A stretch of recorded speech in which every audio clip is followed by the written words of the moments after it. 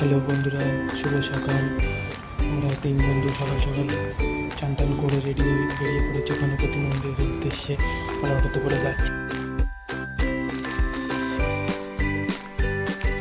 কোথায়? কালিনা গোলা, অনেকটা দূরে চলে এসেছি।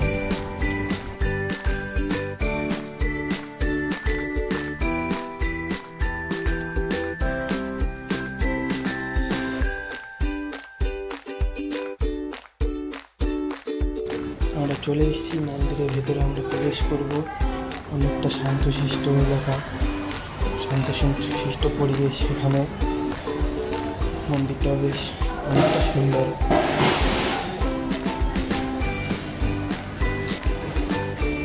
আমি তো রুম থেকে কোনো কিছু নিয়ে আসিনি জোগাড় করে, এখান থেকে কিনে নিলাম। চলে এসেছি, দেখো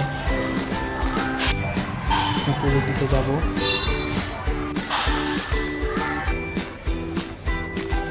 হনুমানজি রয়েছে, সাই বাবা আছে, দুর্গা মাতা আছে এবং গণেশ ঠাকুরও আছে।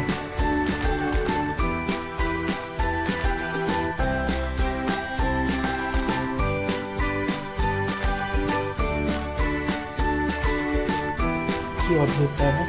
লেখা আছে গণপতি মন্দির। অ্যাকচুয়ালি গণপতি ঠাকুরই থাকা উচিত এখানে, গণেশ ঠাকুরই থাকা উচিত, কিন্তু না, এখানে সবাইকে রাখা হয়েছে। মন্দিরটা দেখে খুব ভালো লাগলো। সকাল সকাল এসেছি। মন্দিরের পাশে একটা স্কুলও আছে, বেশ শান্তশিষ্ট পরিবেশ।